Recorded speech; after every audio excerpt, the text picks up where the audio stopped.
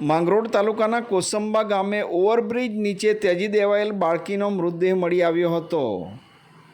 સ્થાનિક લોકોએ આજે સવારે બાળકીના મૃતદેહને નજરે જોતા આ બાબતની જાણ કોસંબા પોલીસને કરી હતી, જેથી કોસંબા પોલીસ ઘટના સ્થળે દોડી આવી હતી.